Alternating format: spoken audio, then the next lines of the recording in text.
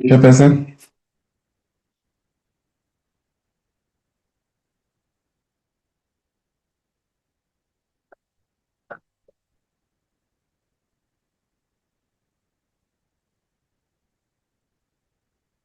Chairperson. Morning.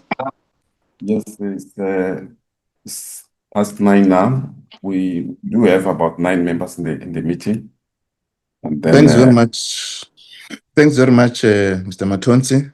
Good morning, members. And welcome to this portfolio committee meeting. I want to also welcome all officials and members of the legal team who are in attendance.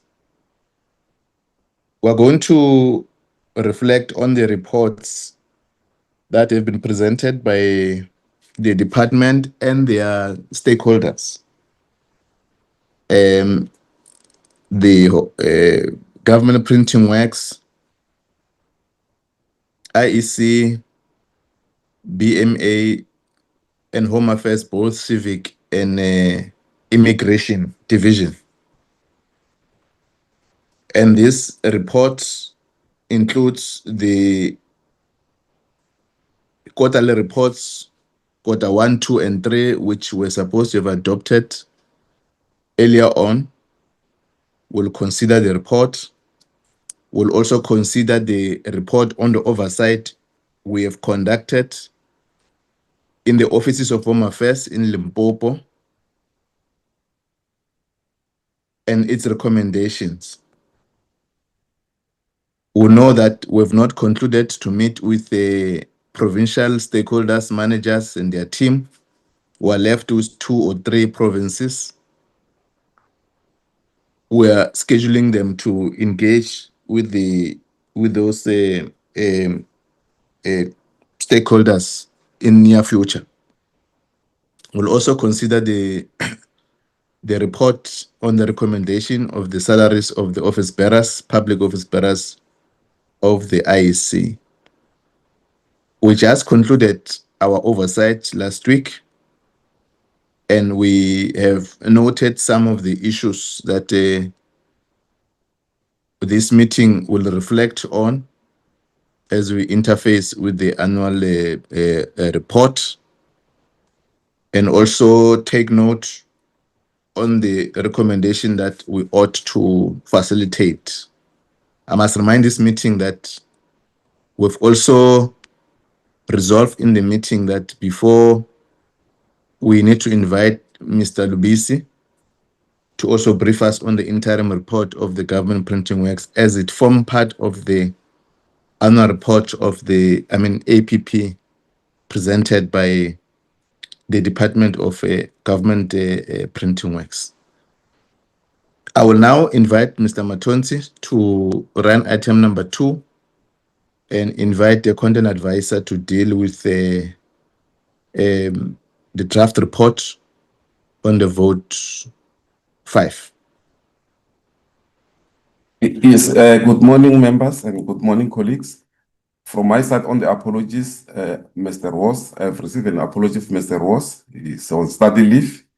And then, and also there's that standing apology from Ms. Mohammed, and also an apology. Ms. Ngobeni is here in the meeting, but she has indicated that no, she'll be with us in the meeting for an hour, and then she has to join another meeting. And then also there's an apology from the Minister and the Deputy Minister. That's all, Chair.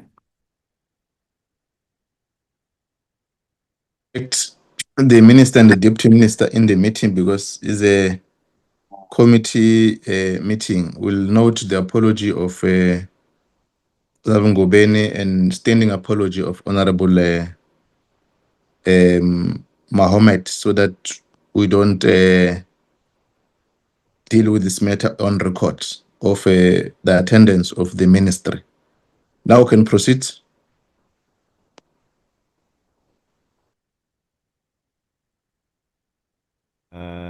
Thank you, Chairperson. Can you just confirm that I'm audible? Yes, you are. Thank you. So we have the other reports that Eddie will deal with. I'm dealing with the budget vote report because it's the one that we need most urgently.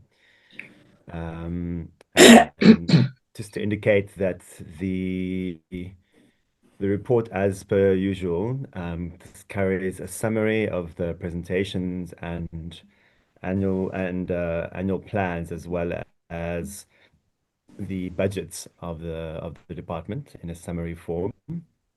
So we were just briefed on this, so I'm not going to go through this. Safe to say that we just indicate in each government department and each program of each department and entity the change in the allocation from the last year to this year, the average change over the medium-term expenditure framework going into the next couple of years, and highlighted in bold are some of the key developments and the key numbers for ease of.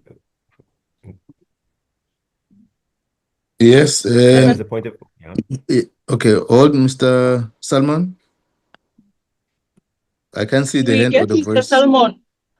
Can we get Mr. Salmon to speak louder? We cannot hear him. Either he's far from his gadget or his voice is low. Thank you. Okay. I think. I'll try. Can you proceed? Okay, thank you, Chairperson. I hope I'm better here. But yeah, so it's just to indicate that, yeah, we indicate the major changes across the programs and sub-programs over the year, and from the past year to this year, as well as going to the coming year. So for instance, asylum seekers was allocated 185 million, and it increased by 10 million, representing a 6.25% immediate year-on-year increase. And over the 26 to 29 period, it goes up to increases by an average 6.2%. So we've done this for each of the programs, and done that for the Border Management Agency, their main programs, the changes from last year's plans, the changes in budget, etc. So what we want to focus on here, I think, is going to be the recommendations and observations section, which we've combined at the end. So here we have the budget vote 5 recommendations. So this is the combination of the recommendations that members make, and where the recommendations are similar to what were made in the BRRR, I indicate that too. So just to indicate that it's a recurring recommendation that has not yet been fulfilled. So for the Home Affairs, we have 5. The first of which is that electronic travel authorization and the BMA system alignment. The Minister noted that the DHA and BMA depend on each other within the border management ecosystem, and the committee recommends that the DHA provide a joint interagency report with the BMA demonstrating how the targeted rollout of the ETA system by the DHA will seamlessly integrate with the BMA's processing hardware at physical ports of entry to avoid bottlenecks. Secondly, visa and permit backlogs. This was a outstanding BRRR recommendation from last year. The DA has successfully unbundled its permit targets for 2026, targeting 85% processing within 8 months for critical skills and general work. And the committee will monitor quarterly progress reports on these specific sub-targets to ensure that the historical backlogs are eradicated and do not stifle economic investment. 6.3, birth registration rollout. The DHA's 26-27 target to review the business requirement specifications for automated birth registration must explicitly include provisions for live capture of birth registration at public health facilities to prevent late registrations. Birth registration target setting. The department must apply the same level of rigorous effort, prioritization, and strict target setting to resolving the birth registration backlog as it is successfully applied to the rollout of smart ID cards.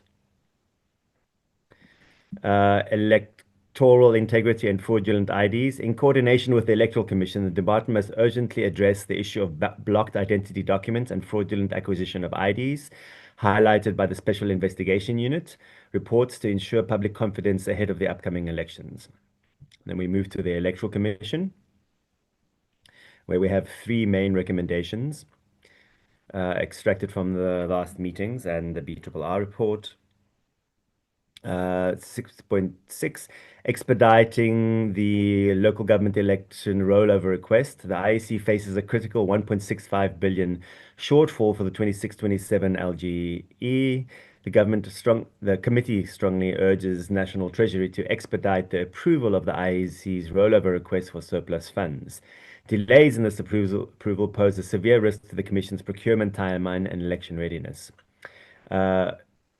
Youth voter apathy and outreach. The committee commends the IEC's 26-27 target to deploy municipal outreach coordinators and execute 160,000 civic education events.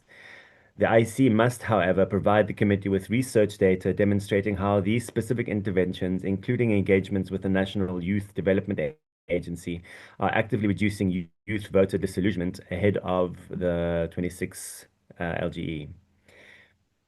Transparency in recruitment. The IEC must make its official recruitment criteria for the appointment of electoral staff readily available to the committee to ensure transparency and proper oversight. BMA, SAP's border function transfer.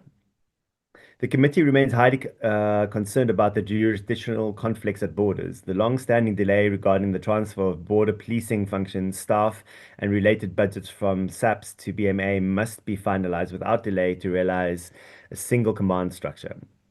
Sustainable funding for advanced technology. The BMA 26-27 targets heavily rely on acquiring drones, vessels, and biosecurity scanners. Relying on ad hoc grants like the 50 million from CARA against a 3 billion rand need is unsustainable. National Treasury must permanently review the BMA's baseline to cover essential tools of trade. Interdepartmental border security. Joint engagements must be convened involving the Department of Transport and Cross-Border Road Transport Agency to address systematic loopholes, specifically regarding incidents where buses carrying undocumented foreign nationals bypass proper document verification at border processing points. Resolution of irregular expenditure. The BMA must urgently finalize renovations and secure fully compliant lease agreements for all office spaces inherited from transferring departments to prevent further irregular expenditure on month-to-month contracts. Government printing works. The transition to a digital trust center. The committee supports the GPW strategic shift towards becoming a digital trust certification authority using public key infrastructure. GPW must ensure its 250 million ICT capital expenditure budget is strictly utilized to strengthen cybersecurity as it develops its first digital products. Human resource artisan retention. To support its dual mandate of physical printing and digital certification, GPW must urgently fill its vacant technical posts. A special dispensation should be explored to properly remunerate and retrain the highly skilled artisans and ICT personnel required to achieve the 26-27 strategic targets. Factory working conditions. Management must urgently address the poor working conditions at the factory level, ensuring that the general workforce operating the printing machinery is not left in inadequate facilities while executive management relocates to new improved headquarters. Enterprise resource planning and procurement delays. The entity must resolve the repeated tender cancellations and procurement delays related to the enterprise resource planning system, as these failures severely undermine the confidence in GPW's digital transformation agenda. Utilization of retained surplus. Management must provide clear evidence demonstrating how the approved retention of surplus funds will translate into tangible performance improvements and service delivery, rather than resulting in continued underspending. Cybersecurity and rural accessibility.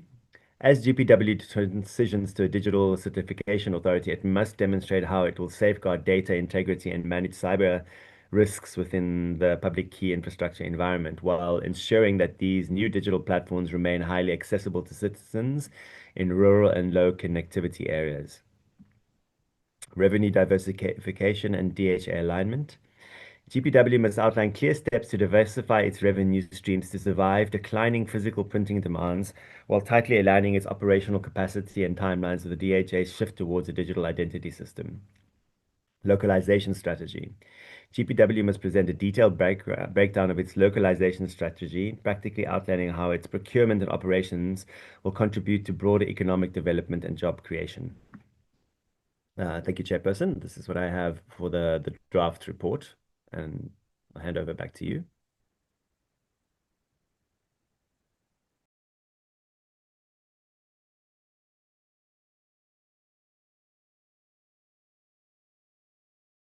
Am I audible, Chairperson? Yeah, you're audible. Proceed. Yes, Chair. I've presented the draft report. I hand it over back to you to facilitate input from members. Thank you, Chair.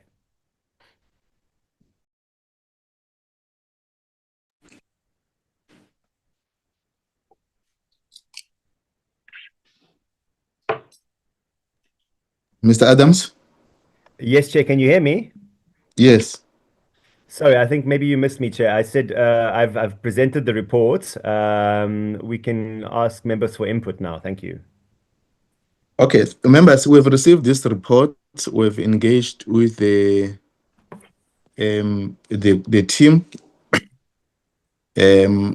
I will invite you to comment and if raise issues. I see the hand of Honorable Machi. Proceed, Honorable Machi. Okay, thank you very much, Chairperson. Good morning, and good morning, colleagues and our respective officials. Thank you very much for the report. Chairperson, I would like to convey just few questions concerning this report. I would like to raise, I think, few questions. What concrete quarterly benchmarks has the department put in place to ensure that the 85% processing targets for critical skills and general work visas within 8 months is achieved? And how will failure to meet these targets be addressed? How will the department ensure that automated birth registration system is effectively integrated into public health facilities to eliminate late registrations, particularly in rural and under-resourced areas? The other one, what progress has been made in resolving jurisdiction conflicts between the BMA and SAPS, and when can the committee expect full implementation of a single command structure at port of entry? The last one, how will the GPW ensure that the transition into a digital trust center does not compromise its core mandate of secure document production, especially during peak demand for smart IDs? Thank you very much, Chairperson. Thank you, Honorable Machi. Honorable Bondman. Thank you very much, Chair. I would like to again thank Mr. Salmon for his report. Chair, I do have one concern regarding the absence of key issues in the committee's recommendations, and that again speaks specifically to the transfer of border policing units performing immigration-related functions from the SAPS to the BMA. This has now been outstanding for a number of years, and given the central role that this transfer plays in ensuring a coordinated and effective border management system, I am concerned that this does not appear on the recommendation of this report. It raises the question as to whether this matter is still being treated as a priority and whether sufficient progress has been made to justify its omission. I would like to therefore make, or at least suggest, that the committee considers including a recommendation requiring clear update on the status of this transfer, including timelines and any other outstanding challenges that they might be experiencing. Thank you, Chair. Thank you, Honorable Disemza. Thank you very much, Chairperson. Chair, let me also note the report from our content advisor.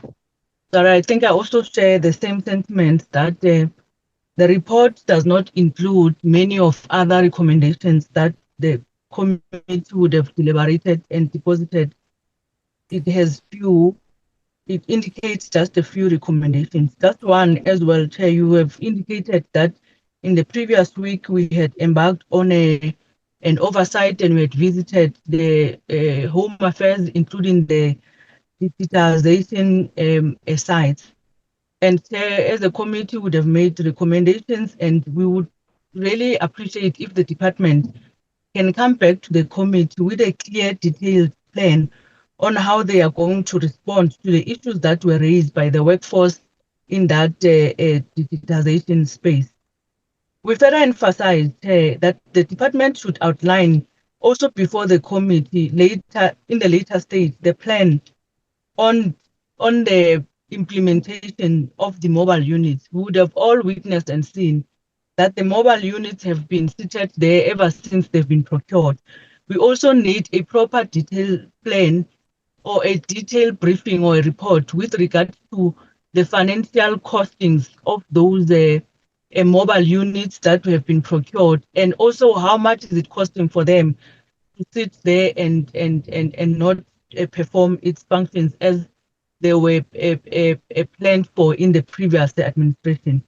Therefore, Chair, I want to propose that this report may not be adopted in this meeting, but rather be deferred to another meeting once we have all the recommendations presented, be put in this report, and also have further details that we require from the department. Thank you very much.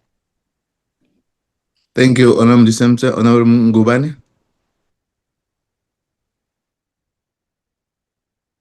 Thank you very much, Chair. We appreciate, Chair, the report from Mr. Salmon. Especially it highlights some of the issues we spoke about.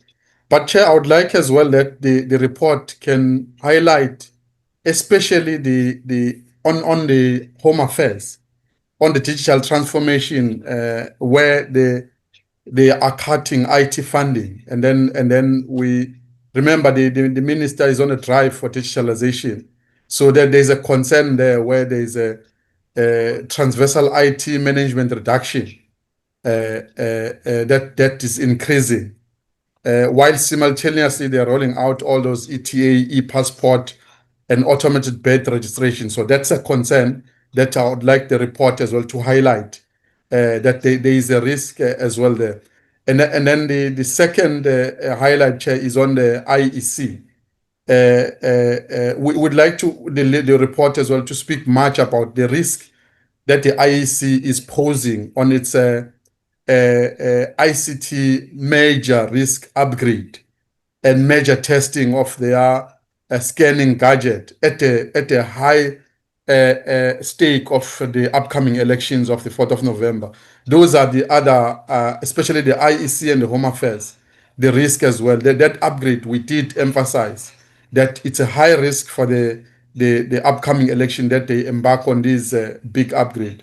That's the other risk. As well, the last one, Chair, is on the government printing works ERP failure pattern that keeps on creeping in, and these people keep on saying they are solving the issues of their IT, and those are the other highlight, Chair, as well, that we'd like to highlight from the IEC. I think those are the three major concerns from our side that we'll appreciate if it can be highlighted from the report, Chair. Thanks. That's all input. Thank you, Honorable Ngubane. Honorable Mukhale. Thank you very much, Honorable Chairperson, and greetings to fellow colleagues.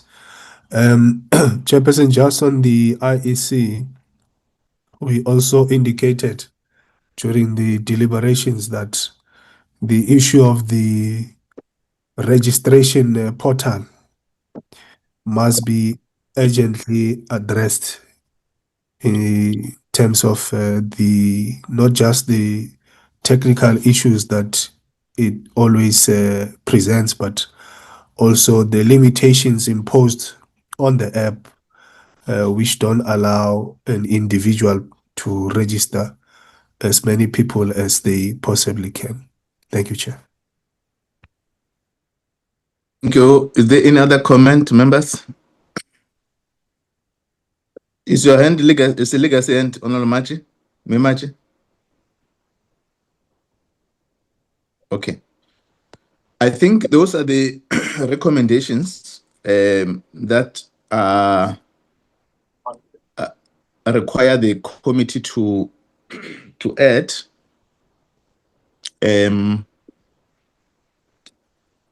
Including the issue that we must receive a report from Luisi that has to deal so that we're able to make a balanced assessment on what Honorable Ngubane is raising. So we need to have, before adopt the reports, that interim report of Luisi must be brought before the committee. In our next meeting, Mr. Adams and Mr. Matonsi. Secondly, we need, as per the recommendation proposed, that we need a plan on how the issue of the workforce at the modernization hub are going to be resolved. And the plan, both a long-term plan and short-term. Can somebody, Onamadise, can you mute?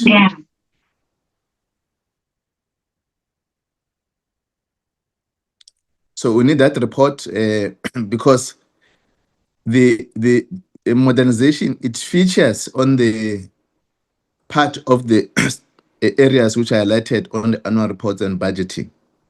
So we must recall the issues that were raised by the workforce, but also affirming and appreciating the investment that has been made. So it's a critical component of the committee that we need that report when we're going to deal with the adopt this report. So the minister and the DG must be brought before this meeting again to deal with that. Subsequent to that, Mr. Matonse and Mr. Adams will need a documentation in relation to the service provider that seem to be being assigned to do to facilitate the work, and the memorandum or the SLA of those between Home Affairs and the service provider. There are many issues that arise and the comments from the workforce, so that we are familiar with the issues on those issues, on those reports. Thirdly, we also need, we have seen the kiosks gathering dust there. We need a tangible report on the plans around that. How money was apportioned, I think Onamudise was raising that. How the money that was apportioned, who is responsible for that, and the reasoning why they are not putting those things across the space which the committee has identified. So we need that space. The CFO, a direct letter must pretend CFO of the Home Affairs to account to the decisions around that. The issue was raised about what Honorable Mohale in terms of the portal and the issue surrounding that.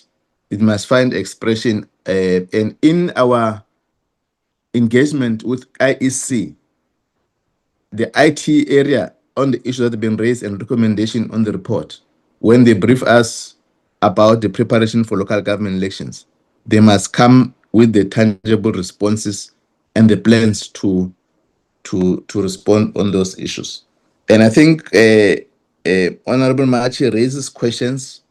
I'm sure, Con Advisor, you'll attempt to respond to those questions. Thank you. Corner Advisor? Thank you, Chairperson. Yes, in concerning Honorable Machi's questions, I think they were by and large addressed. Maybe I wasn't audible in the first part of the presentation, but what she posed as questions, we've in fact turned into recommendations that are all addressed in the report, both in terms of the critical skills, the birth registration, and jurisdictions, with SAPs, including what Ms. Bowman and Honorable Medisim raised about SAPs. That recommendation is captured. Sorry if I wasn't audible. And yeah, and then the other recommendations, I'll just take them as indicated and convert them into recommendations and send it to members tomorrow, and then we can adopt it either in the next meeting or have a brief meeting for adoption, because I think the budget vote debate is next week. And then also just to indicate that so there will also be a separate report from our oversight that addresses obviously all the issues specifically related to digitization, but I'll craft a recommendation indicating just around the financing of the digitalization project because it's a budget vote report. So we can be more budget recommendations here, and then more technical recommendations in the oversight report that will finish this week. Thank you, Chair. No, Adams, don't be technical. This budget that has been brought before the committee is also apportioned to the modernization area there. We visited the area on the basis of this annual report and the budget allocation. That was our interest amongst the issues that we're dealing with, so that we associate progress and challenges that are rising in relation to the items that are reflecting on the annual performance plan. So our visit encompasses what we're dealing with in annual on the APPs and the budget allocation. So it is important that before members are going to debate, we get, as all members requested, on the issues surrounding that oversight we conducted last week. Even if we're going to debate the report separately, but it will be important that we associate the budget, which the annual report does reflect that on the issues that are related to the modernization. So I wanted just to raise that point so that we don't raise it as a by the way issue. It's an important issue that directly has impact on the life of those workforce which have been employed there. And even the annual reports does highlight some of the issues that were there. So we got two separate reports on paper, but on practice. And I think it's legitimate that members request that the minister account to the issues that have been raised. I think it will be fair, it will be sufficient on how we must make that recommendation. Noted, Chairperson. Thank you. Members, I think we'll defer the report, will not adopt it. We'll adopt it on the date when the three areas that you have highlighted and request further briefing around that. Thank you, Adams, on the draft report. Can we now move to the second report?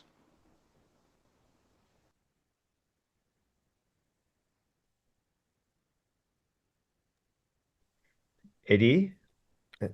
Yes.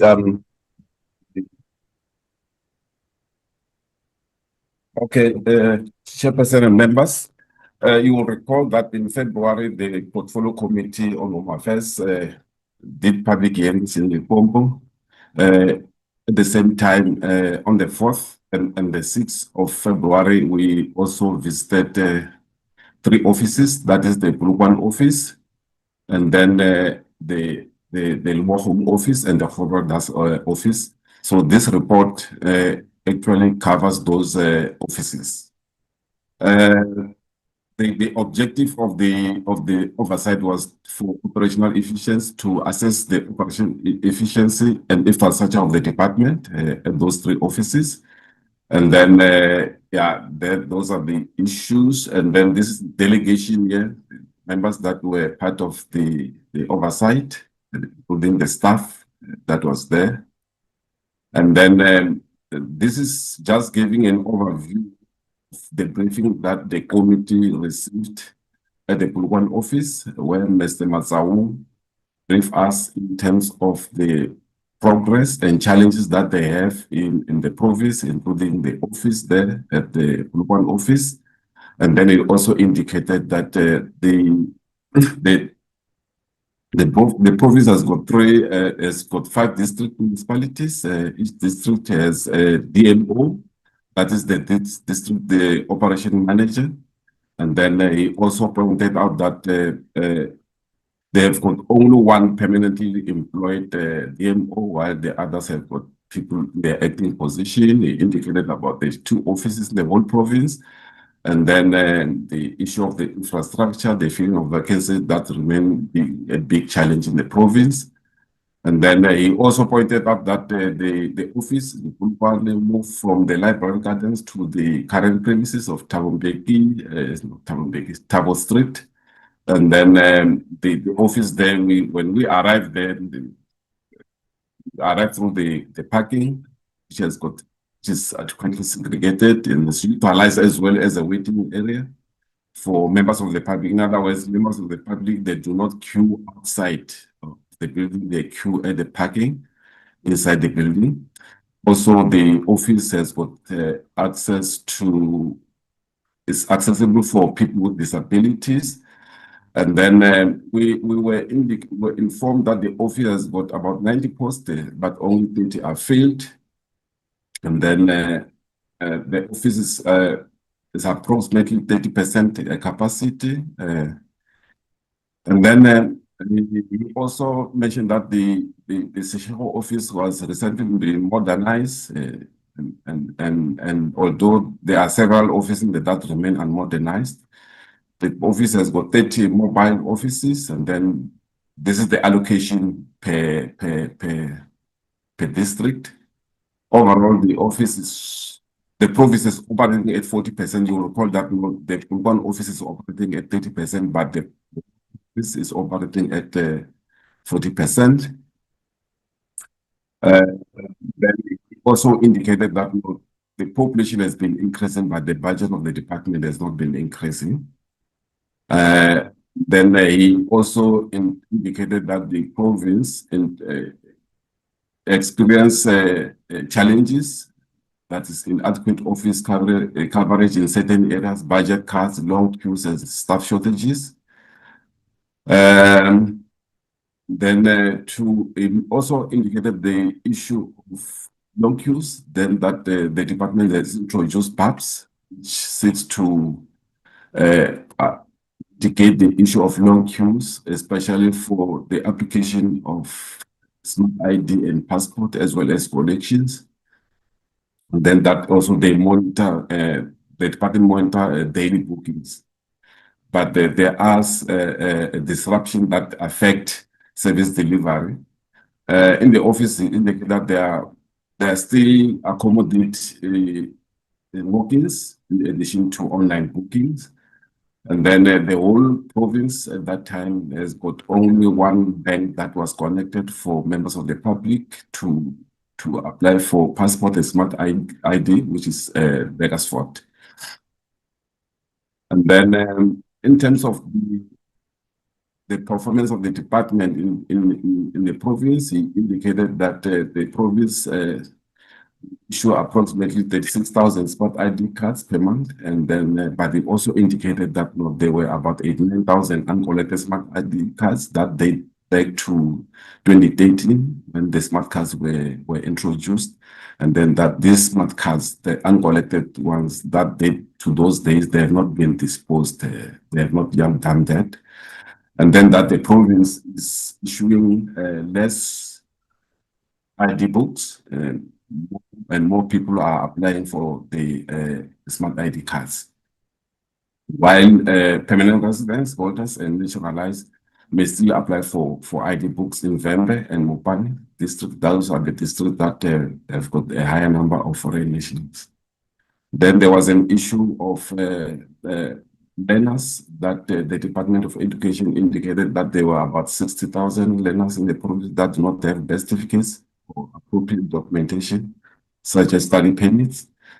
Then, but he also emphasized that that the admission to school must comply with the law of the Republic. So, in other words, all those foreign learners who do not have study permits, they should not have been admitted at schools because they don't have the required documentation.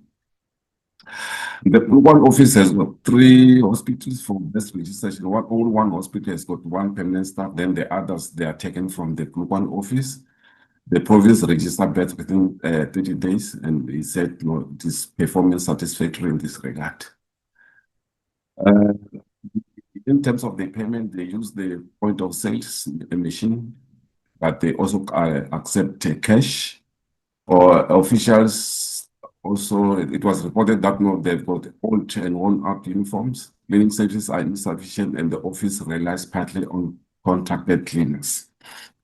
Limpopo as a province is bordered by Mozambique, Zimbabwe, and Botswana, which present a challenge with the immigration challenges. And then the immigration section, the police is under capacity and struggling to manage the flow of undocumented migrants into the province and into the country. But he also mentioned that the Palabra office was closed due to the flooding, resulting in the loss of documents. Approximately 130 clients were assisted and the fee was waived. Then there are vacancies unfilled at Bochum, Palabora, and Tzaneen. Then the Tzaneen office also, it was indicated, is located on the 2nd floor, which presents a problem for persons with disabilities. And then that office needed to be located. The War office also lacks adequate operational space. We'll go into that when we deal with the War Home office. And then following the briefing that we received from the provincial managers, the committee took a walkabout. The first section that we went to, it was the BMD section, which has got only 2 officials, wherein they deal with issues of amendments. So in this section, they don't do appointments like they do with our ID and passport. It's just a walk that get assisted. So the modernization section is equipped with the 8 web-based machines.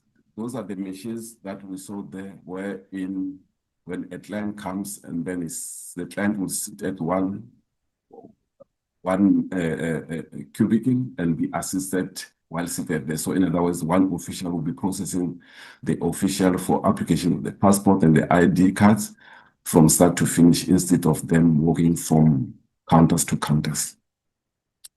Then during the walkabout, the committee observed that day, the system was offline nationwide. When failures occur at the national level, they said the failures occur at the national level, and there has to be resolved by the national head office. Then the committee entitled with clients who confirmed that they had been informed of the system downtime, and then the committee suggested that an intercom should be utilized to make announcement. We recall members when we were there, then that the committee interacted with, I think, about 2 ladies who confirmed that they had been informed, but also there was an intercom that the committee suggested that it should be used to regularly brief the members of the public in terms of the update on the issue of the downtime. And there was also an issue of the lack of privacy at the information desk, that wherein a lot of people were congesting at the information desk. Then also we also saw that there was a separate queue for persons with disability, the elderly, and pregnant women. And then also we also saw that there were school children who were in uniform, who were not prioritized to apply for their documentation. And then from there, moved to the War Home, which is allocated at the Parliament, old Parliament building in Warhol.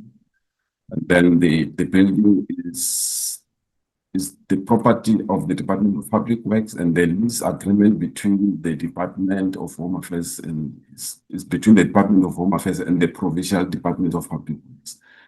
Then the committee conducted a walkabout of the office.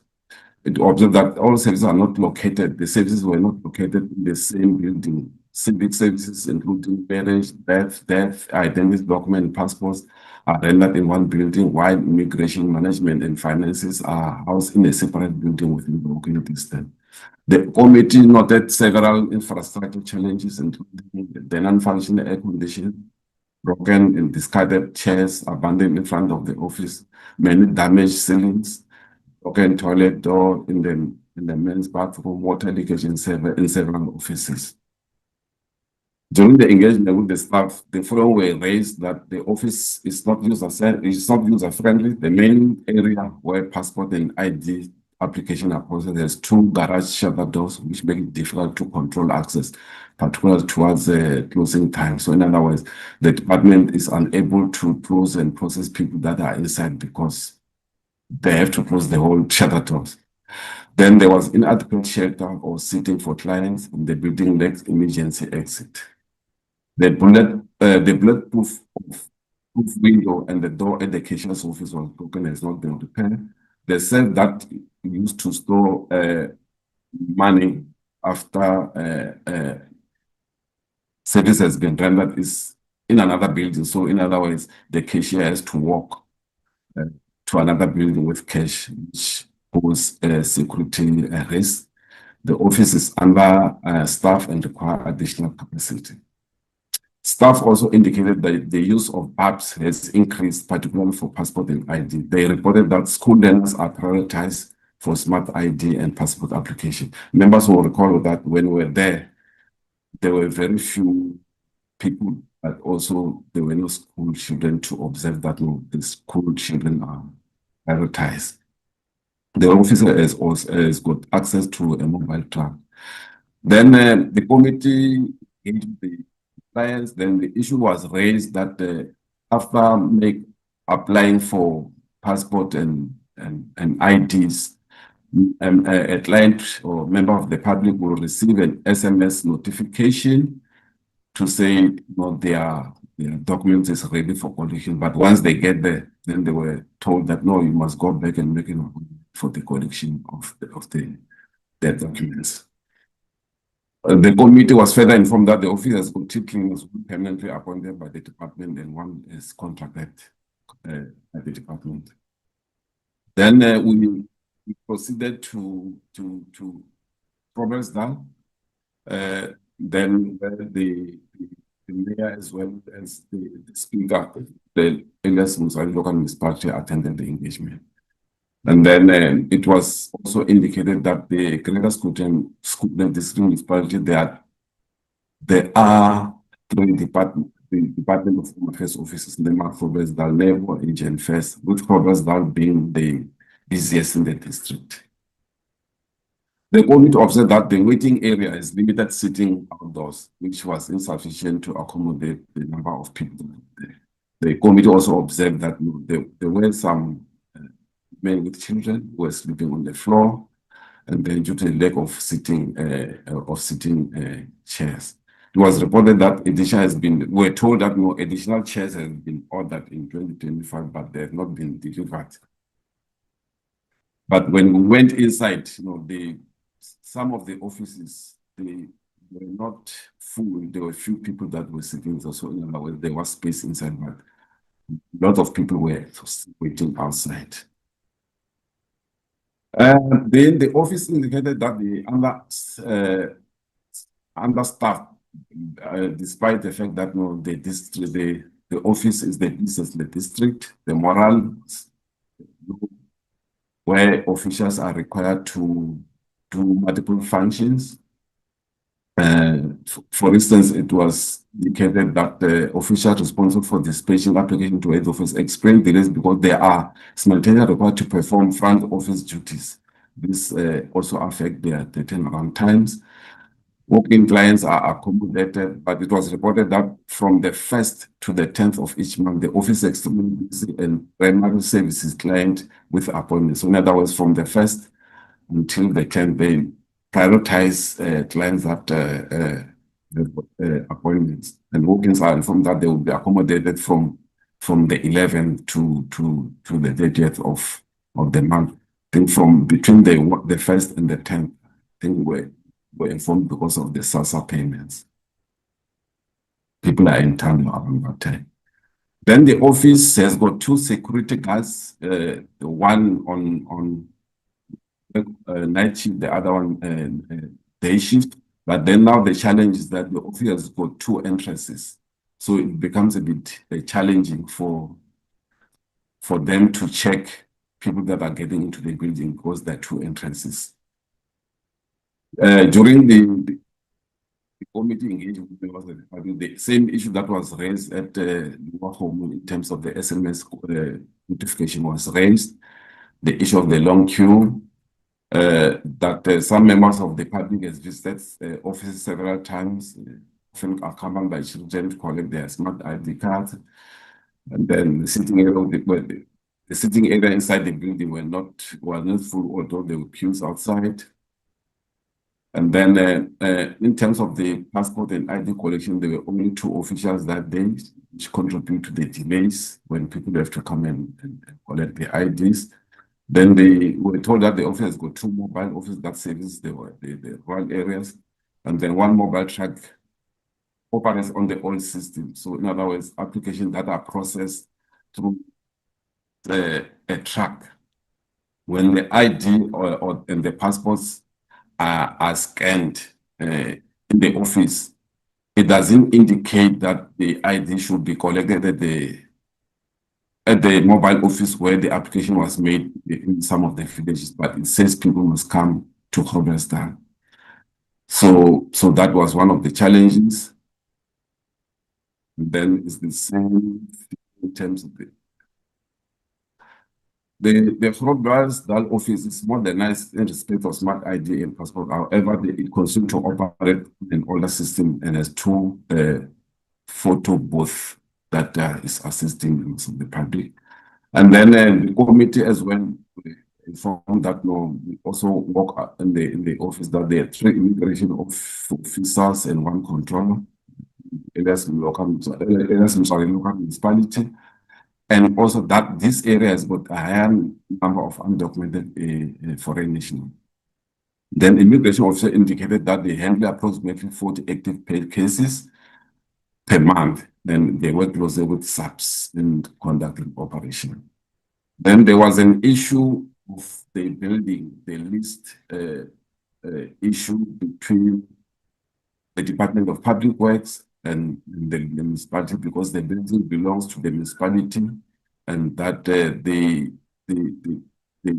Department of Affairs was only through Public Works was owing the municipality about 407,000 of the rental of about 16,000 that has not been paid because there's a dispute between Public Works and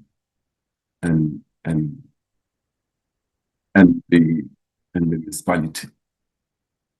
Then indicates the amount that the rental amount has not been paid for several times.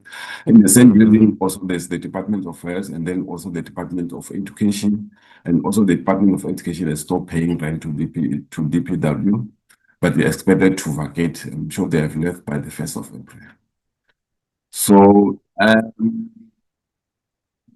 I can go through the committee observation, or maybe I can just go down to, because some of the issues that are raised in the committee observation have been made as a recommendation to so that we don't delay.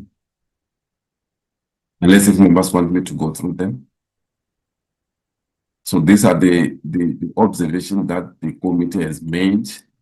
In terms of the recommendation, the following are proposed to the Minister of Home Affairs to improve delivery in the Limpopo, especially in those offices: address non-functional air conditioning, damaged ceiling, water leakage, broken bulletproof windows at the Limpopo office immediately. and then improve hygienic condition of the toilets at the lower home office through effective cleaning maintenance services. The intervention should be made with the Department of Public Works to complete. There was an issue that was raised about the Toronto office, which has been delayed since 2019.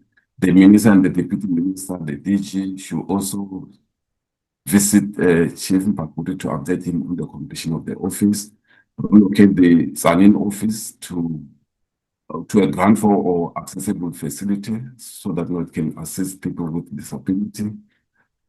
Then the head office must establish clear timeline for restoring the national system during that time to minimize service disruption. Then there was an issue of the zero rate online bookings to allow citizens to make appointment without data. They have to make application for cars and investigate the block booking and selling of slots by third parties and correct the SMS notification to ensure they provide accurate instruction for document collection, particularly to make appointment for collection. Then also install or repair the intercom system to provide regular updates to clients waiting during system failure, increase provision staff level to at least 60%. This was raised when it was asked to the provincial manager if he says the province is working at 40% capacity. He indicated it can be increased to about that percentage, that is better. Then ensure that school learners in uniform and elderly person with disability, pregnant women are prioritized for as smart ID application collection to prevent unnecessary school absenteeism, especially for school children. Implement additional measures to utilizing the community development worker to assist with LRP, ensure that mothers do not leave hospital without registering their birth, develop a complete strategy in collaboration with the DHA stakeholder forum, traditionally that to encourage the coalition of the 89 outstanding documents, then locate the safe at work hormone to the main building to eliminate the risk of transporting cash between these two separate buildings. The department must engage to resolve the outstanding debt of 404,000 owes to the municipality for the corporate office to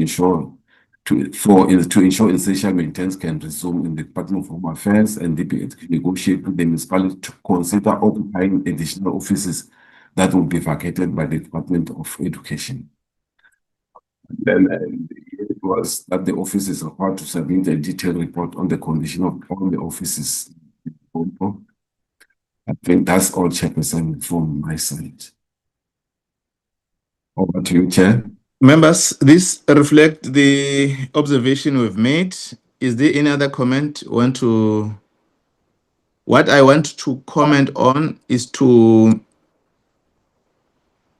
have a template so that we trace all the issues that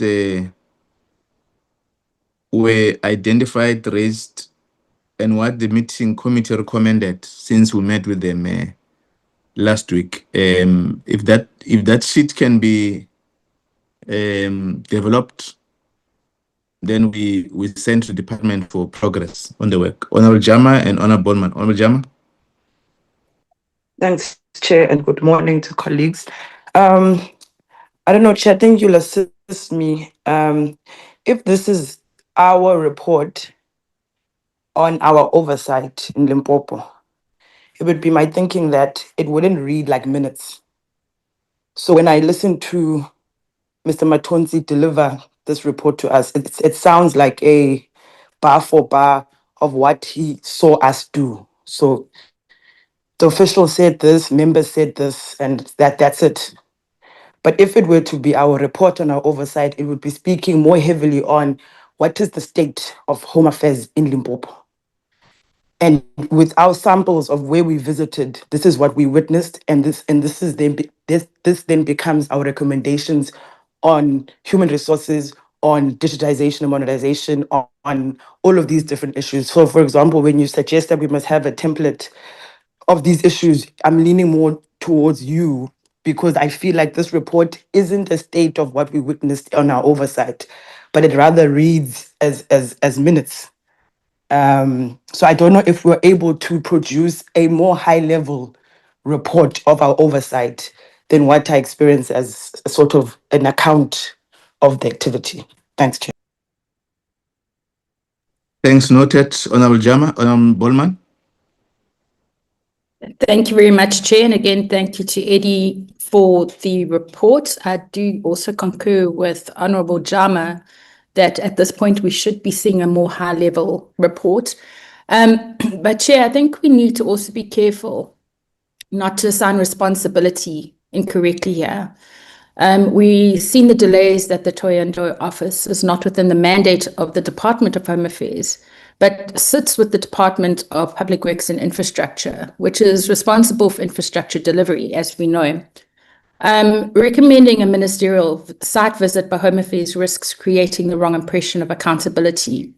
At the same time, if one considers the report more broadly, it is not an isolated issue. There are many challenges that extend beyond the incomplete build to include maintenance, lease agreements or arrangements at least, and rental matters, all of which point to a pattern of interdependence between DHA and DPWI. In that context, I would suggest that the committee also then rather escalates this matter formally with the DPWI to account for these delays, and while also encouraging a more structured and coordinated working relationship between the two departments, particularly in relation to infrastructure delivery, maintenance, and lease management. It is also important, again, that the traditional leadership, including the chief, is kept appropriately informed of progress. And I think that had been included in the report. Communication is king and something that we need to keep very close to our hearts. And that engagement should continue, but it must be clear that the communication does not equate to accountability for the construction delays. We must consider interim service delivery measures, such as the deployment of mobile units to support affected communities. Chair, the challenges that we are seeing, including staffing constraints, highlight precisely why the department's digitization program is so important.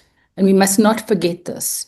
As much as what we see on the ground, we also need to take into consideration that there is a rollout program, and we need to take that into consideration, as I mentioned.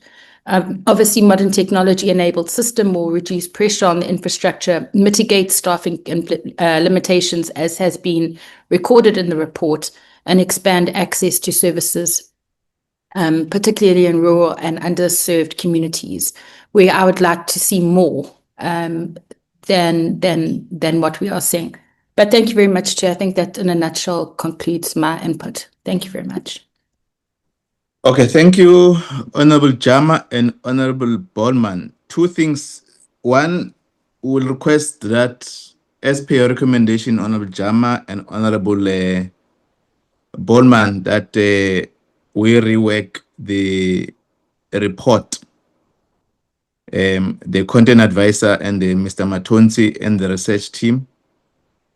I think we understood what Honorable Jama and Honorable Bolman have observed and recommend to rework the report. Secondly, is that we met with the department. I wanted to raise this matter where Honorable Bolman raised. I think it was an outstanding concern from various committees in relation to the authority that comes with the infrastructure work associated with the particular department or committee. We did meet with Public Works, and all of us, we recall, there was an engagement by the committee, and part of the recommendation was that we need to request Public Works to surrender some of the infrastructure pool to the Department of Home Affairs, and which that was carried. We dealt, and I think there was a GIAMA process that need to be undertaken. The department the Director General in our last meeting reported that some of the offices, in fact, there are 11 or 12, including the Toyando office that we visited, was now being taken to department to facilitate its completion.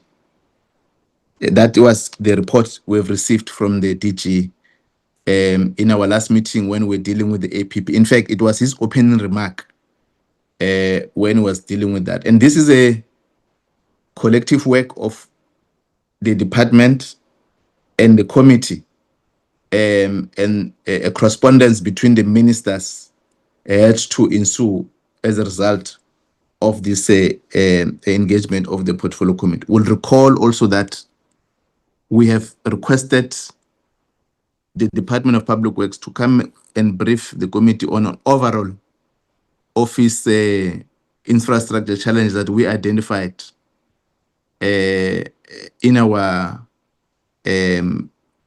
oversight, and that which has been implemented. And I think part of what we agreed that the minister ought to engage with the Minister of Public Works, and that has been done as a report that has been presented by the DG. So I wanted just to clarify that point, that is a decision of conversation of the committee and implementation has been made. So we will take back the report and then they will rework on it and be brought back to the committee when in the manner that Honorable Bowman and Honorable Jama has recommended.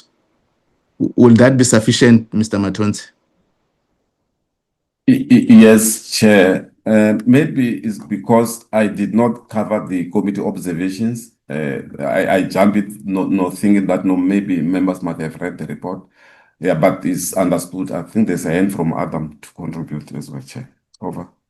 I think my assessment of the comments are reflecting on the entire report. So so it may be important that we take that route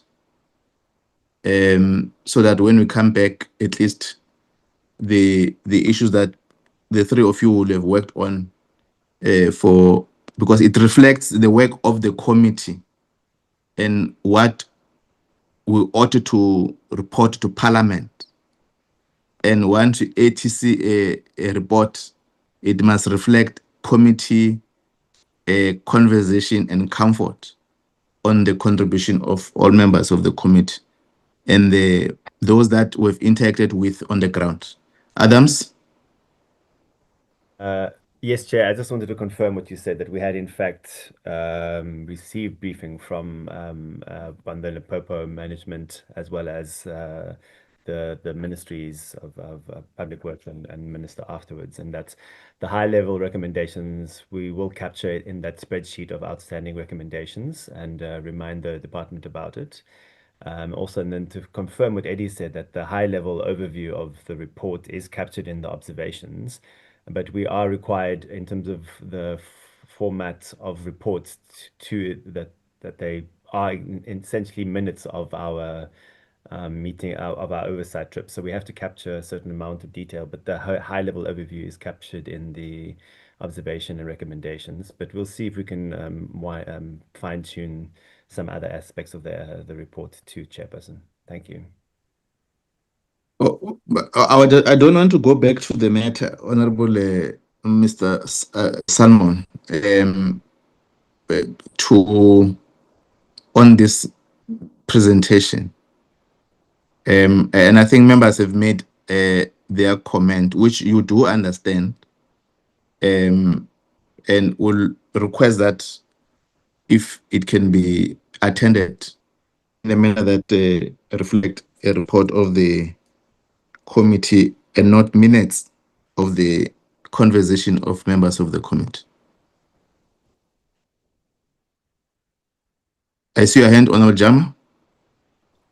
Thanks, Chair. I do sense that there's a feeling that we haven't gone through the report, or that we haven't seen the section that's been sort of highlighted to us. And then that's not the case. So my expressions on the report are as a result of going through the entire report. And I'm saying there's a style of reporting that can sort of have the impression that this is the committee's view on the state of home affairs in that province. And the current draft doesn't reflect that. I'm not saying that there shouldn't be accounts of what was happening, but I'm saying that can't be the majority or the style and feel of the report. And I hope, Chair, that Mr. Matunzi and Mr. Salman are hearing that. I don't want them to think that the inputs are as a result of not seeing the section. I've seen it and it's not adequate. Thanks, Chair.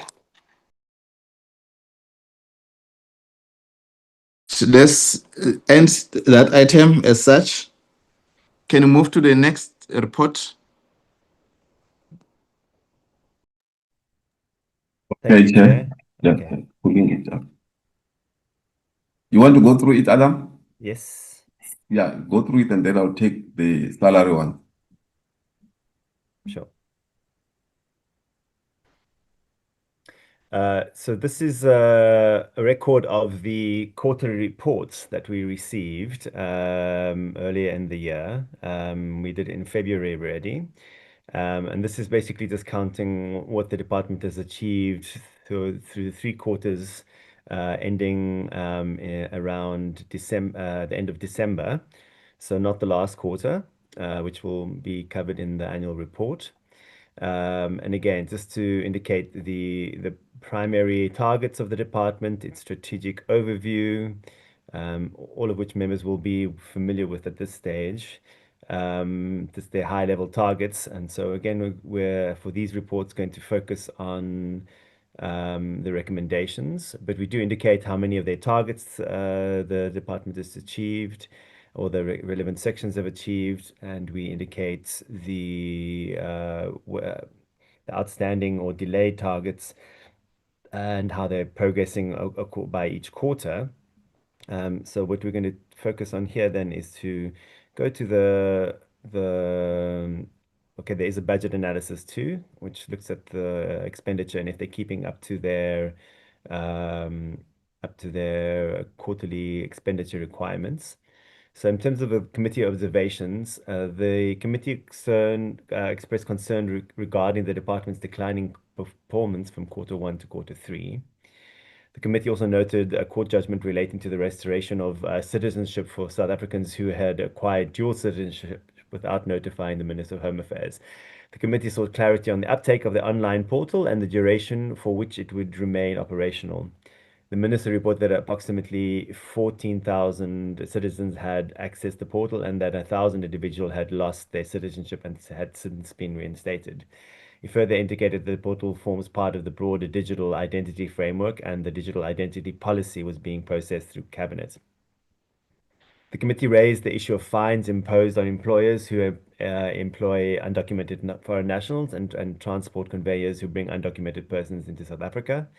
The Acting Deputy General for Immigration indicated that the BMA imposes a fine of 15,000 Rand per undocumented person transported. And employers, the matter is referred to the magistrate who may impose a fine or a term of imprisonment for at their discretion. 5.4, the committee noted concern persistent long queues at the offices of the department nationwide and inquired about measures to address the situation. It was noted that this environment enabled runners outside offices to solicit bribes to facilitate services from corrupt officials.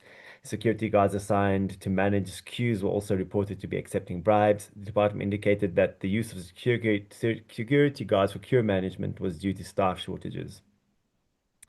The committee noted delays in adjudication of visas and permits. After applications are submitted through VFS, cases reportedly take time to be allocated to adjudicators.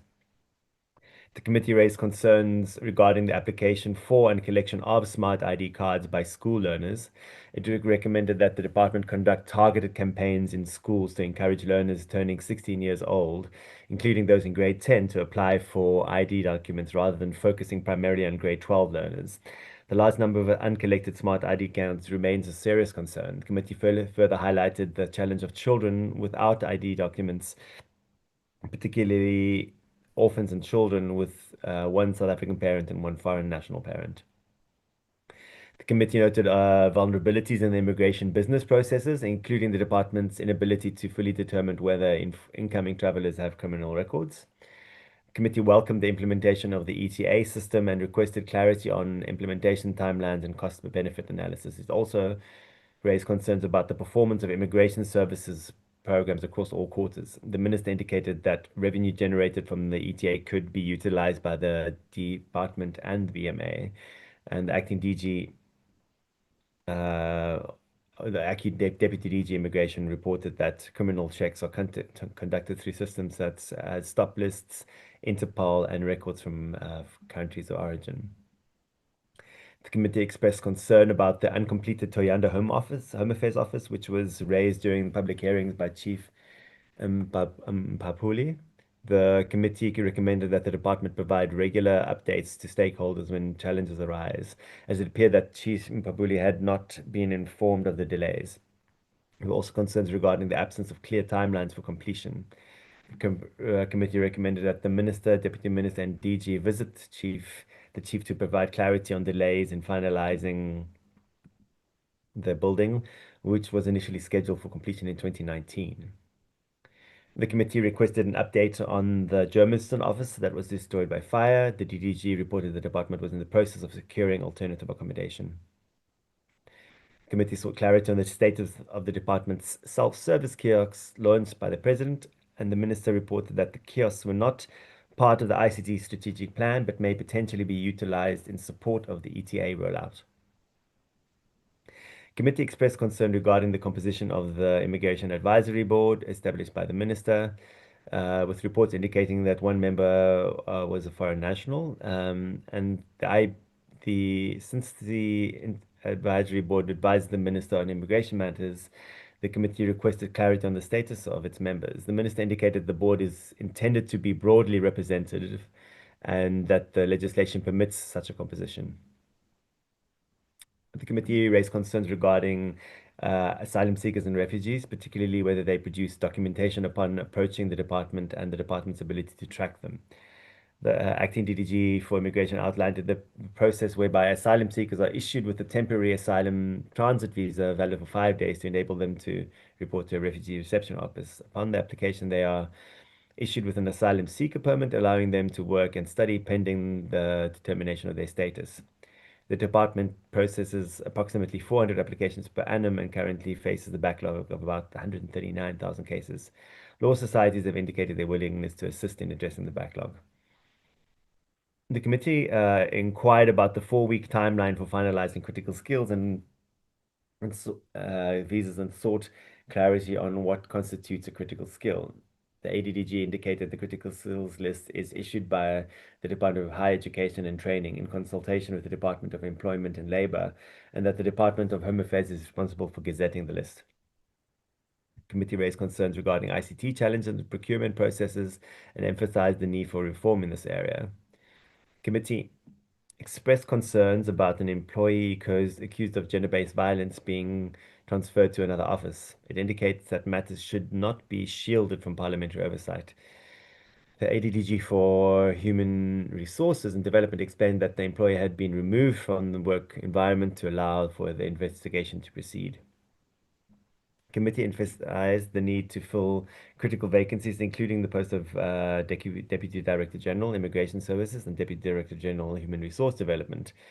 The ADDG for HR reported that 376 funded vacant posts need to be filled. The department's approved staff establishment is 19,000 posts. However, the current staff complement stands at approximately 7,000. Recommendations. Based on the recommendations and performance gaps identified in the report, the committee recommends the following action by the Minister of Home Affairs. The department has addressed persistent system downtimes and ICT challenges that led to the loss of data in the asylum seeker management system and slowed the digitization of records. There is an urgent need to fill the 376 funded vacant posts, specifically critical leadership roles like the DDG, Immigration Services, and HR. The department is currently operating at only 7,000 out of its 19,000 capacity, also 37%. The minister and or senior leadership should conduct a visit to Chief Mpapuli to provide formal update on the Tayondo office, which has been delayed since 2019. The issue of self-service kiosks could be revisited for the intended use to alleviate long queues and mitigate the influence of runners soliciting bribes outside offices. The department should leverage the willingness of law societies to help address the 139,000 case backlog in asylum seeker permits. And the DHA must prioritize securing concurrence from National Treasury and the Presidency to retable the Home Affairs Bill before the JCBS cluster to ensure policy objectives are met. Thank you, Chairperson. This is the brief on the quarterly reports. Thank you, Mr. Salman. The chair has indicated that he's just dealing with the matter quickly and asked that I facilitate this item. Members, can I get hands? Let me see. To engage the report.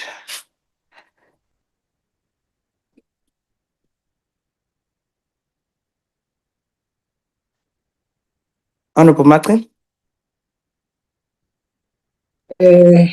Chairperson, Honorable Jama, I'm just raising my hand to adopt the report. That is what we've been observing. Thank you.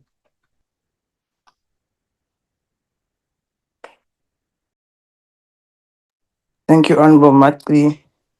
Can we get a second to adopt this report as is?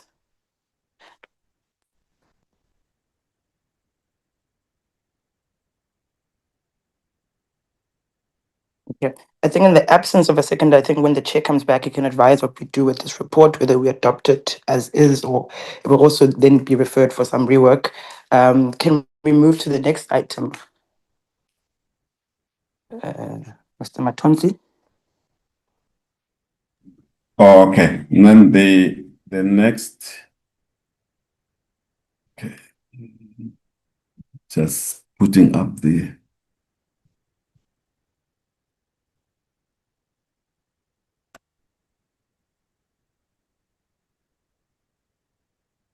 Yes, the next report, there was a referral from the office of the speaker, with the notice from the president that the committee and other committees, then we should look at the issue of remuneration in relation to the IEC Commission. So I will just read the whole report because it's not too long, and then members can decide what to do with it. So the report of the Portfolio Committee on Home Affairs on the draft notice determining the remuneration of commissioners of the Electoral Commission of South Africa for the 2025-2026 financial year, which is the day today. The Portfolio Committee on Home Affairs, having considered the draft notice of the President's determination of salaries and allowances of members of various institutions, including commissioners of the IEC report as follows. A notice dated 10 January was received from the President requiring the National Assembly to consider the determination of salaries and allowances for members of various institutions, including the Commissioner of the IEC, in terms of the determination of the remuneration of office bearers of Independent Constitutional Laws Amendment Act of 2014, number 22, for the 2025-2026 financial year, usually required by the end of the financial year. So therefore, Section 219 of the Constitution of the Republic, 1996, provide that national legislation must establish framework for determining salaries, allowances, and benefits of judges, public protector, the Auditor General, members of any commission, provide that in the Constitution, including the IEC, refer to in Section 192 of the Constitution.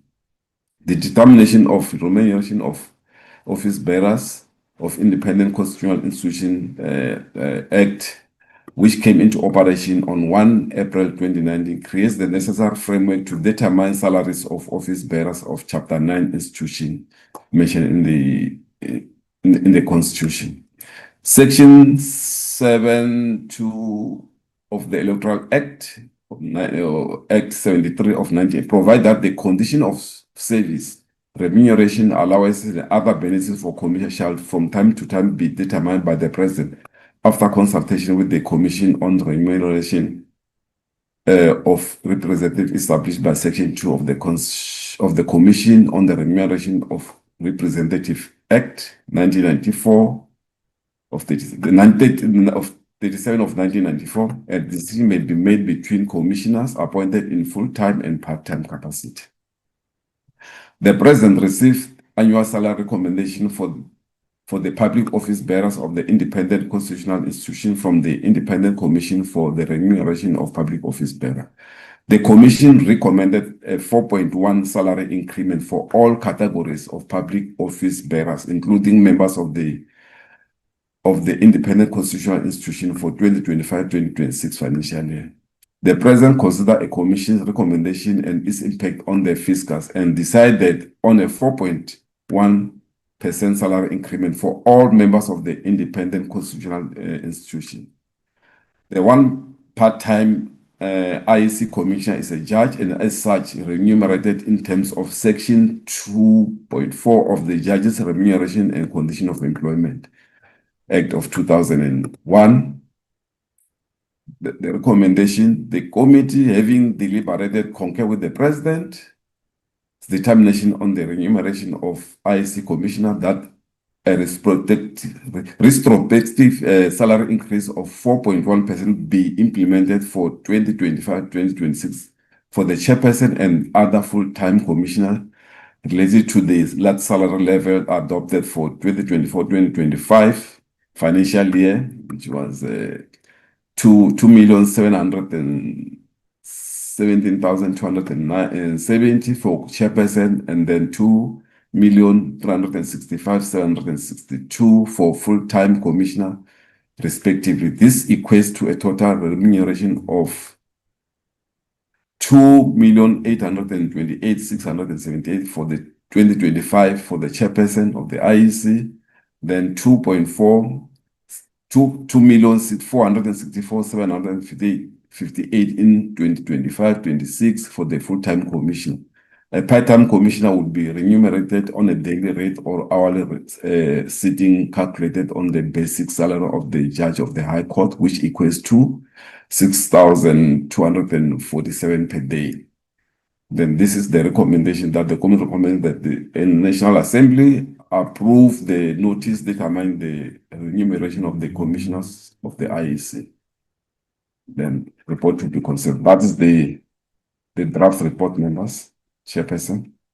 Thank you, Honorable Jama, for stepping in. Members, this is a report in relation to the remuneration of commissioners.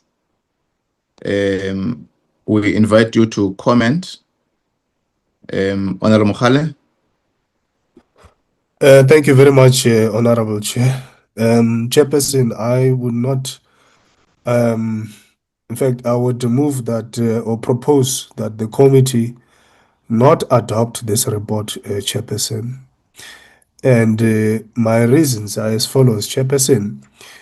When we engaged with the IEC after when we received the 2024 elections reports, there were things that we had requested from the IEC that they should provide to the committee, and chief among which was that the IEC should have given us the impact assessment of the Section 24A on the previous elections.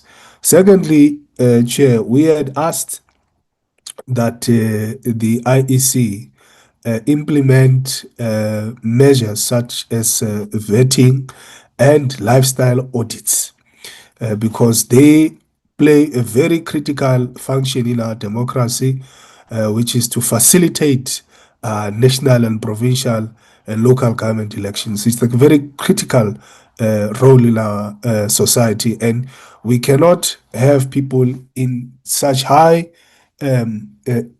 important institutions, Chair, and we are not, they are not vetted, and they are dealing with very highly sensitive issues that pertain to the health of our democracy.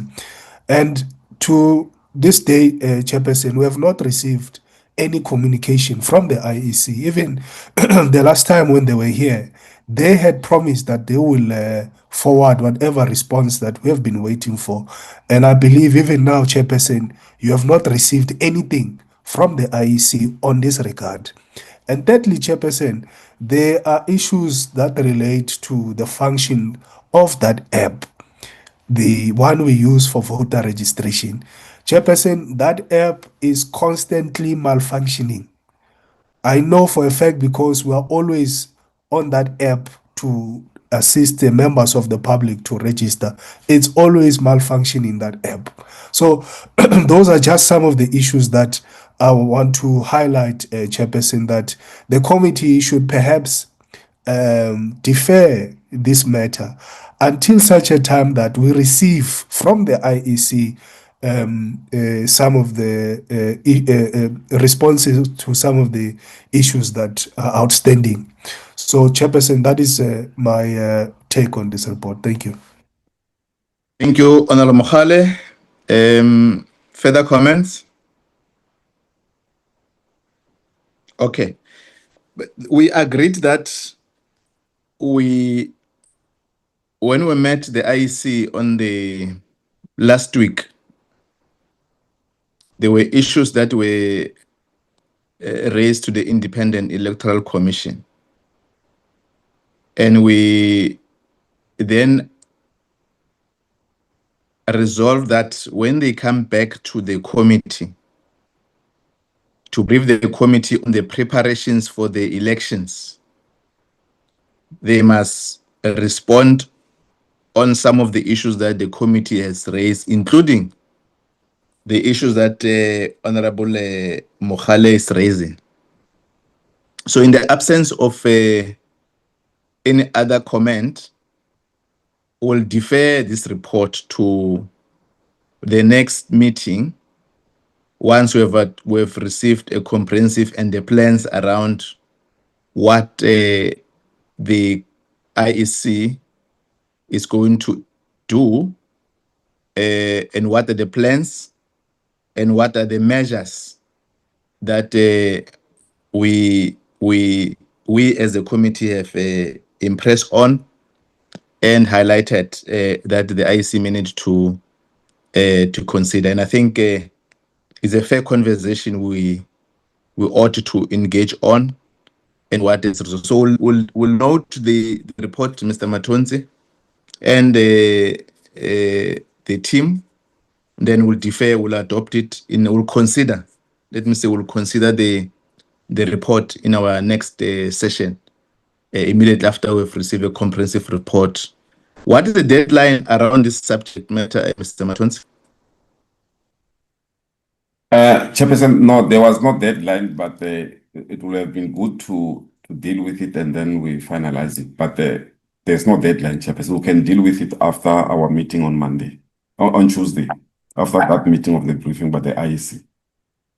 Yeah, I think the underlining is that the members of the committee must satisfy themselves in terms of dealing with the subject matter. So I don't want to say that we must just adopt it for purpose of compliance. There are certain issues that South Africans may need to associate progress and also affirm issues that are being raised so that we engage with the IEC. And I think the committee is taking a fair decision that let's engage again with the IEC so that we're able to populate our thoughts on the processing or consideration of this subject matter. Can we end up in that manner and move to the last item?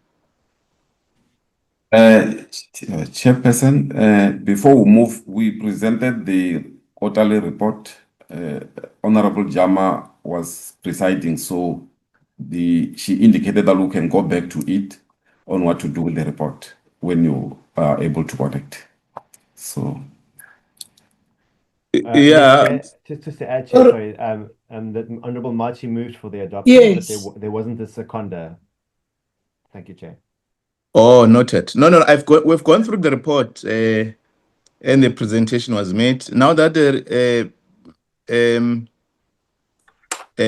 Honorable Machi has moved for the I adoption. moved for the adoption. Yes. Is there any other member want to adopt except Honorable Machi?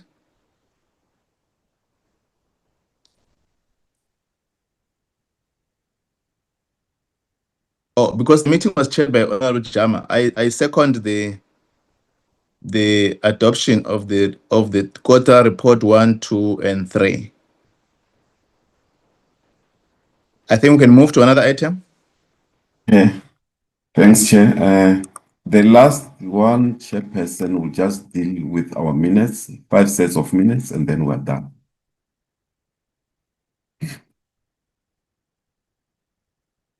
Okay, Chair, this is 3 December 2025. It was the second day of the marriage bill public hearings that took place via Zoom. So these are the members that were in the meeting, Chairperson.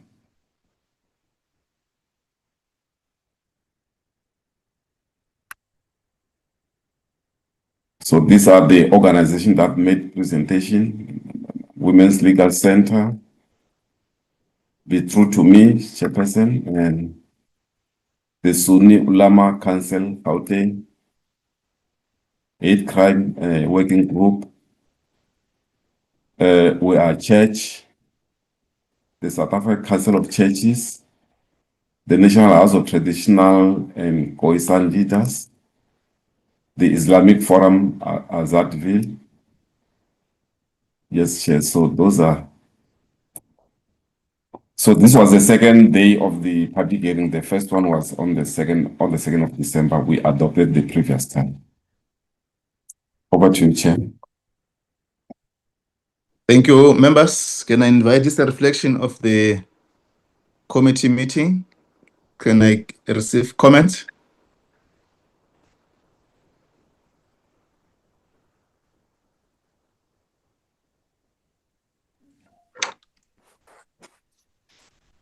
Chairperson? Honorable Machi? Yes, Chairperson, I move for the adoption. Thank you, Honorable Machi. Seconder? Yes, Chair. I second the adoption. Thank you, Honorable Jama. Any other contrary view? Thank you. The minutes has been considered. Can you move to second minute? Yeah. The second minutes, Chairperson, you will recall that the minutes of the 27th of January, we adopted them for the purpose of the submission to the Constitutional Court on the marriage bill.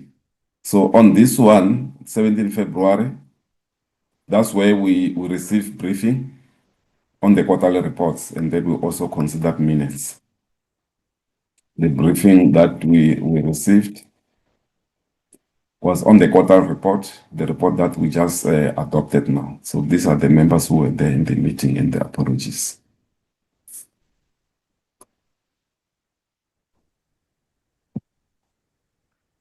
Members, invite for comments and move for adoption.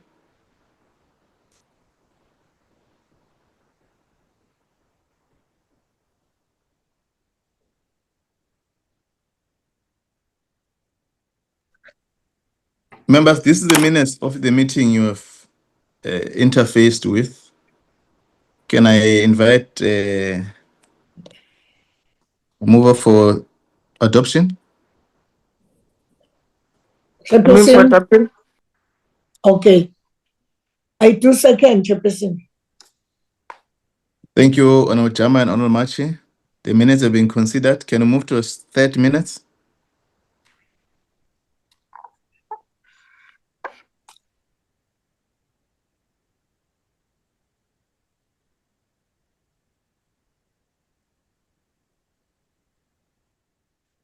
Chairperson is 10 March. Response by the department on the correspondence. We remember there was a correspondence regarding the digitalization project. The Homestead Park Community Forum on Illegal Migration respond to allegation against the DG, letter from Honorable Mukhala on the clarification of Section 29 of the Immigration Act. Then we also received briefing from these 3 provinces on their work. And then we also received briefing from Department of Public Works on the issue of infrastructure. And then these are the members who were in the meeting.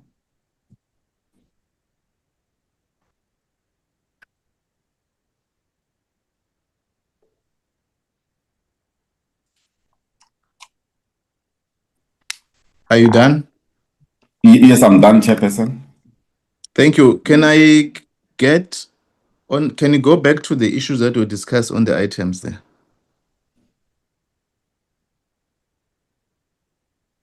Is the issue of the digitalization project, the one that we just visited. There was that issue of complaints. Then there's Yes. also the Homestead Park, yeah. Yeah, I wanted us to get update on point number 3.3. Is there any other update that you have assisted the community to solicit? If I remember, the letter was sent to the department, and then we're still waiting for the response to the minister. We're still waiting for the response on those allegations. Okay. Can we request that we get that, we'll write a letter again for on the 3.3 on the follow-up around this item?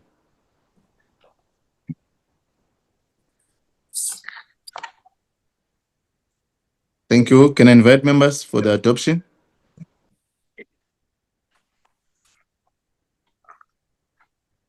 I move to adopt, Chair. Thank you, Honorable Jama. Any seconder? I second, Chair. Thank you, Honorable Gubani. Any contrary view? Noted. The minutes have been considered. Can you move to the 4th minutes?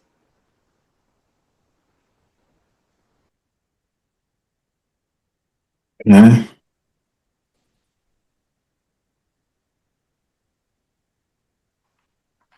17 March, Chair. The SIU report and also briefing by the multidisciplinary task team and the counter-corruption briefing. Chairperson, the main issue was the briefing by the SIU on the corruption within the department.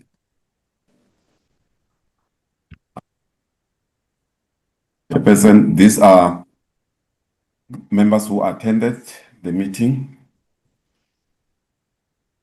Then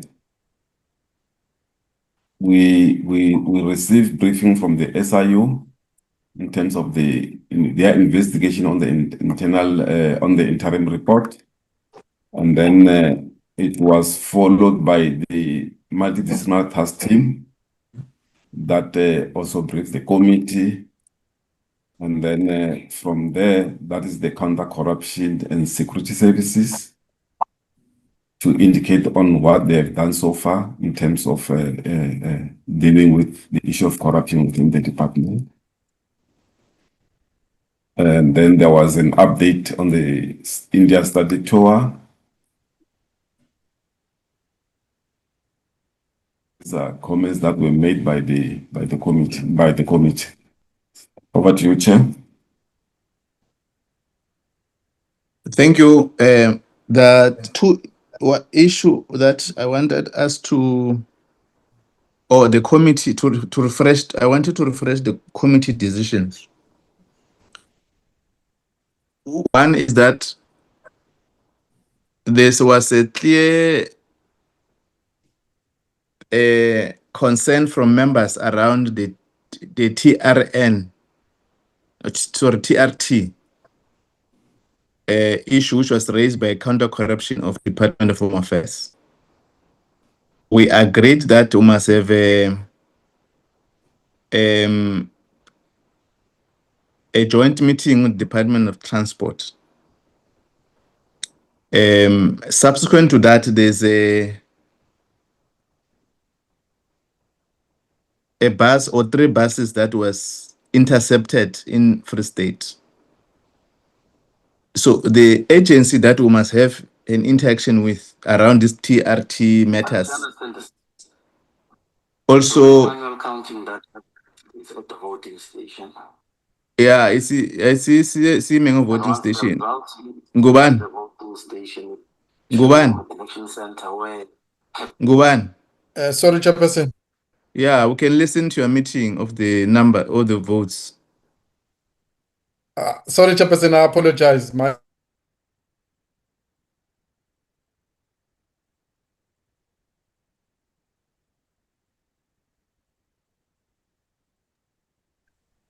apology, Chairperson.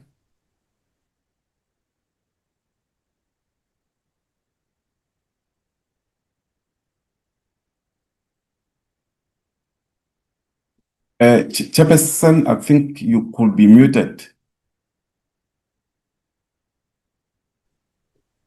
Yeah, what I'm trying to say that thanks for that.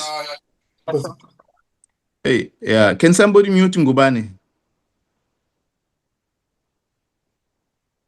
Yeah. On the report, we must elevate issues that are arising from the counter-corruption units about the TRTs. And we have to agree that we must facilitate a joint meeting with Transport, Department of Transport Agency, this cross-border transport agency, so that we deal with these matters related to TRT and the issues during festive season, during Easter, of the buses that were captured in Free State, 3 buses, and the issues that surrounding that we know. So we'll propose that we'll start to facilitate that meeting with the Portfolio Committee of Transport when we're going to receive a comprehensive report of the Border Management Authority on the work they've done in Easter. In other words, we'll have a report of the BMA, we'll have a report of the this cross-border transport agency on the issues that were raised by the counter-corruption unit and the SIU, including the issues surrounding the buses that just cross throughout the country carrying undocumented or, as they explained previously, transporting illegal foreign documents. And this matter was raised also in our last committee meeting when we met physically with Border Management Authority by Honorable, I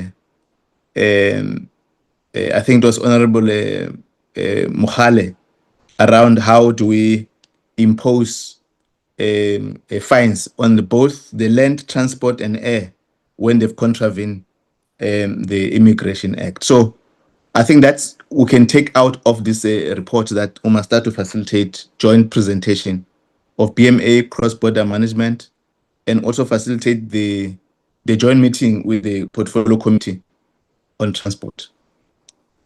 Is there any other comments around that, Honorable Mohale? Thank you, Chair. I stand to be corrected, but I think the other thing that we had picked up was the what do you call the participation of these neighboring countries in relation to how they secure their borders to ensure that undocumented people don't get into our country using their land. And we had also recommended an engagement with the Department of International Relations. I'm not sure if it was on this particular the report, or it was on a report of the BMA. I stand to be corrected. No, you're correct. It was among the issues we raised in this meeting that these minutes reflect. Let's note that, Honorable Mr. Matwensi.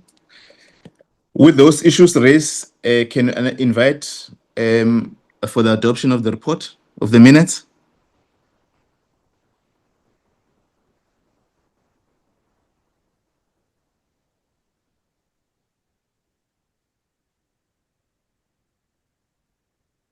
Can I invite hands Hi, for Chair. adoption? I move for Honorable Jama? adoption, Chair. Thanks, Honorable Jama. And seconder? I second, Chair. Thank you, Honorable Ngubane. Can we now move to the last minutes?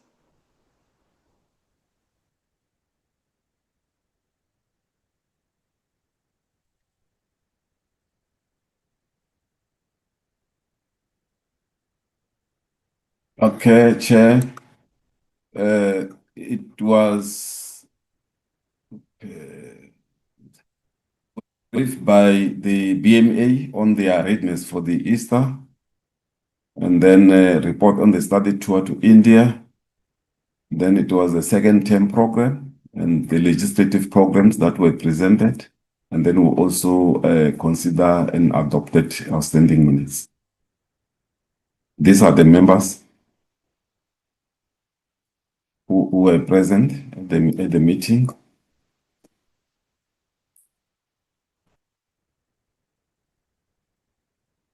This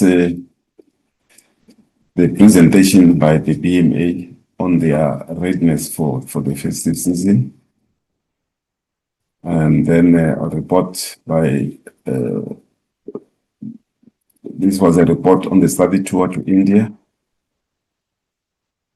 And then the briefing on the second term program, including the legislative program for the Electoral Commission Amendment Bill and the Marriage Bill. And then we adopted minutes. That's all, Chair. Thank you. Members, any comments on the minutes?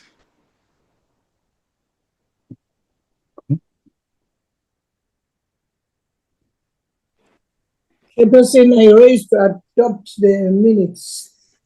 Okay. Honorable Machish, moving for adoption of the minutes. Any seconder? I move to second, Chair.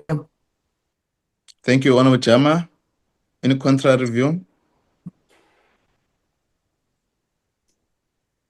Thank you, members. All the minutes have been considered. And thanks very much, honorable members. The last item is on the invitation we've received. Mr. Matunsi, can you read the invitation for members to guide on how they ought to respond? There's a conference around in Cape Town that started, I suppose, today or yesterday. There's an organization that's attending there from India. They've sent a letter to the chair to request an audience just to reflect as part of their work to meet the committee that deals with elections. And therefore, they've requested to meet with the portfolio committee. Mr. Matonsi, can you then brief details to the committee? Yes, Chairperson. I've sent out the letter over the weekend that was sent over to Chairperson that there's a delegation that is coming from an organization called Veda Global that they are coming to Cape Town. They'll be in Cape Town on the 8th and 10th and 11th. So they have requested to meet with the portfolio committee to engage on the issue of voting. So the chairperson has requested that I can schedule a meeting for Friday. And then initially we had a meeting that was scheduled for Friday where we're going to be receiving briefing from the provincial managers of Free State and Northern Cape on their work. And then that meeting was going to be virtual, but also there is a sitting on party motions that is starting from 10 o'clock until 1 o'clock. So I've been talking to the chairperson to say if the delegation is going to be in Cape Town, the working day, which is Friday, and then it means that we might have, if we schedule, we might have to schedule a meeting in Parliament, a physical meeting in Parliament. So that's why I did send out a notice or an information on the WhatsApp group so that members of the committee can indicate whether they will be available for a meeting on Friday, a physical meeting on Friday in Parliament. That is basically it, Chairperson. The letter was shared with members of the committee. Thank you, members. Those who will request that if all of us will not be in, and I've also already deposited my apology because of the bereavement, we'll request that we have a delegation that will meet with the team and also joined by the advisors, content advisors, secretary, and the research. What I will advise, Mr. Matonsi, let's check with individual members of the committee outside this platform, and then we then consolidate the number of attendance for the meeting. If we also can get members of the select committee who will be available to join.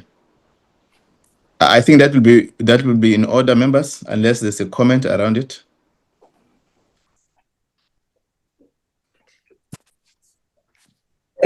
No, that will be proper, Chairperson. Okay. So then you can be aware who will be available, who will won't be able to attend. Okay. Yes. Thanks, members. I think this then take us to the end of our meeting, and thanks all. Chairperson, before you close, Mr. Matos. just for Tuesday, yeah, I was just saying, no, just for Tuesday next week, is that on the program of the committee is not there. We have invited the IEC to brief the committee on their preparation for the local government elections. So, and also that in that day, we'll be in a position also to adopt the budget vote report, because the budget vote debate is on Friday the 15th. That's all I wanted to say, Chair. Okay, I've received a letter now. I'll send it to you about the IEC. Okay, let's end the meeting as such, and thanks, honorable members. Thanks, staff, for the contribution on all the reports and also the decisions that we've taken in some of the reports and the recommendations that we've carried. This meeting will assist us for the next meeting. It will mean that part of next week's meeting, we need Dr. Lovisi in the meeting. Secondly, we need plan about these kiosks which are there. Thirdly, we'll need a comprehensive report about the modernization hub workers as a result of oversight. Those are important issues that we will want. When we meet with the IEC, we'll need the issues that we have resolved on. That is, they must brief the portfolio committee. Thanks, members. The meeting stand adjourned. Thank you, Chairperson. Thank you, Chair.